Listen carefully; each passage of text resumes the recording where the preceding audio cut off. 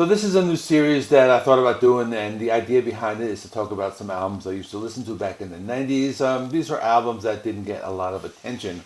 I won't be talking about any big name bands of the 90s, hint hint, unless they happen to release an underrated album that year. But I will do one video per year and include 5 albums per year, which will be 10 videos. And if the series does well, I might just like circle back and like do another 10 videos, but we'll get there when we get there.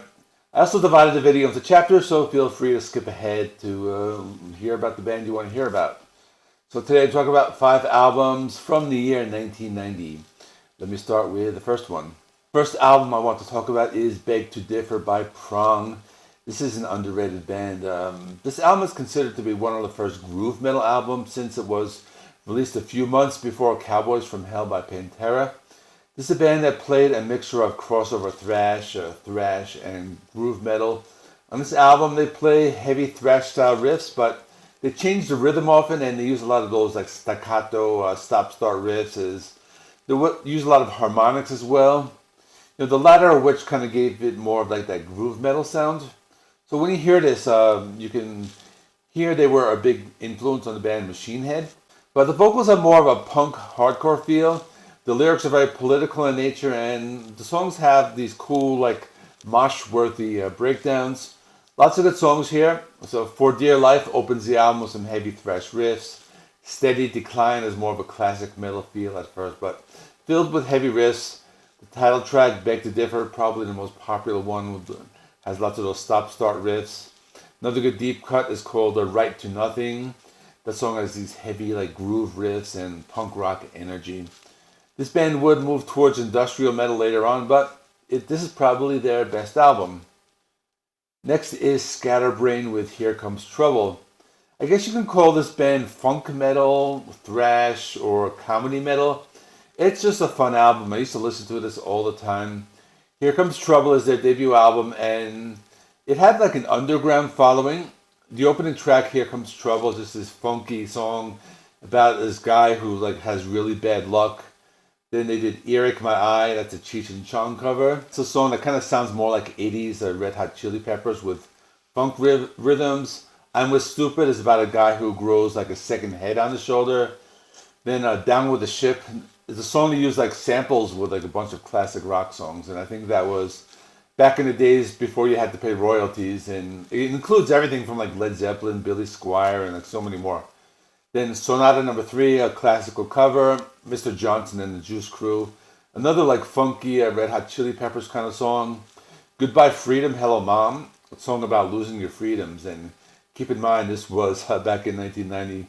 I remember my mother saw that song title on my CD. She wasn't really happy with that. Then Out of Time, an anti-drug song. Then one of the big songs called Don't Call Me Dude, which is just about this guy who kind of goes crazy every time somebody calls him dude. And they mix in some of that like 50s doo-wop, so it's kind of like telling a story. It's just a very fun song. The final song is Drunken Milkman, a spoken word poetry type of song that tells a story about a milkman who crashes his truck. It's just funny. And they just like end it, and it's like milk and blood, blood and milk, milk and blood. Like that. This is a fun album. They only released one more album after that, but then they broke up. Next is Time's Up by Living Colour. It's their second album and probably the best. They were a funk rock and hard rock band, and they did get heavy at times. So this album mixes up lots of different genres. It's just a very good album. Opening song, Time's Up. It's a heavy, environmentally conscious, kind of like a thrash metal song. It's just a short, heavy song, kicks off the album. Then there's this short spoken word instrumental history lesson. Then it goes into a song called Pride, which is like a funk rock song about how schools don't teach history, how it really happened. And Love Rears Its Ugly Head, that was a popular song. It's a slow blues song. New Jack Theme, that one has some elements of hip hop, and it was about the crack epidemic of the 90s. Someone Like You, it's heavy funk metal, and also talks about social issues like drugs and the police. Elvis Is Dead, that's a fun song. It's about people who think Elvis was still alive. That's just a cool like funk rock song. Then their lead single, Type, it was a heavy rock song, and Really great guitar playing by Vernon Reid. And another song talking about social topics. Then the Information Overload, that's more of like a metal song.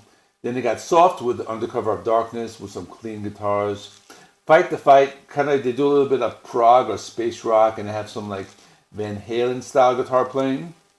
Solace of You, that's kind of like a Blues Traveler type of a song.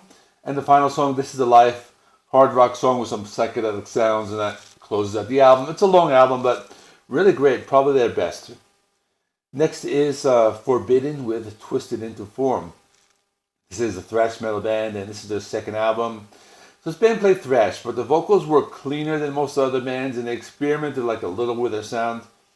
So to start the album with an instrumental called Parting of the Ways, it's just clean guitars playing arpeggios with dark and haunting sound.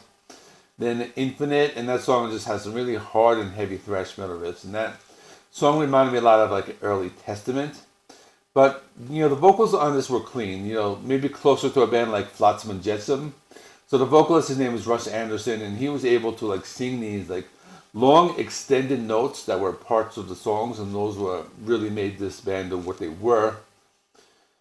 Out of Body, Out of Mind, a really fast and heavy song with some brutal riffs, and that's one of the heavier songs on the album. Step by Step, that was one of the singles, kind of catchy, but still has some like heavy guitar riffs in that one.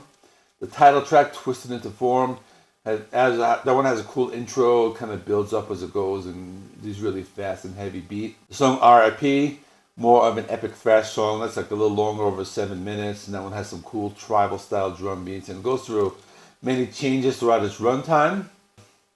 Then there's another instrumental called Spiral Depression. So, a very heavy song. Tossed Away, this one has some really cool lead guitar melodies, and it had a sound reminding me of, like, again, early Testament, but when the chorus comes in, it was much more melodic. And the final song, One Foot in Hell, really great closer, one of the catchiest songs of the album. And the chorus that kind of kicks in and really sticks in your head, that one reminded me of Metal Church a lot, maybe less thrash and more traditional metal, but that one closes the album. And I have one more album to talk about, Lynch Mob, Wicked Sensation. So this was a band started by George Lynch after Dokken broke up for the first time. So the band had many different vocalists over the years, but on this album they had Oni Logan, and it was a band that played glam metal similar to Dokken, but they added in some blues rock similar to Cinderella, and they also had like this Guns N' Roses type of attitude, so it wasn't really just like a Dokken copy band.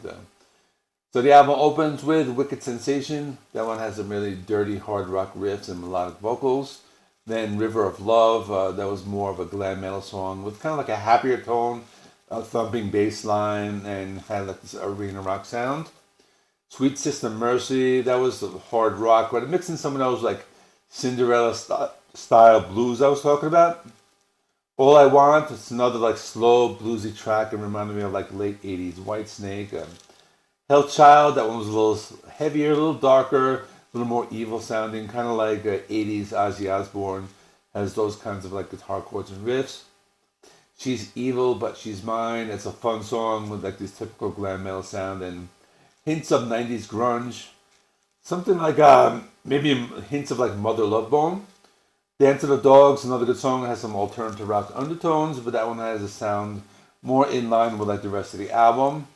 Then a power ballad called Rain, another one that reminded me of Whitesnake, and that was a ballad, had some blues rock tones mixed with glam. Then No Better Roses, typical glam metal with a cool bass line and some awesome riffing by George Lynch. Through These Eyes, another blues-based power ballad, very powerful and emotional song. Then 4 Million Years, heavy rock song, probably closer to like a Dokken type of song.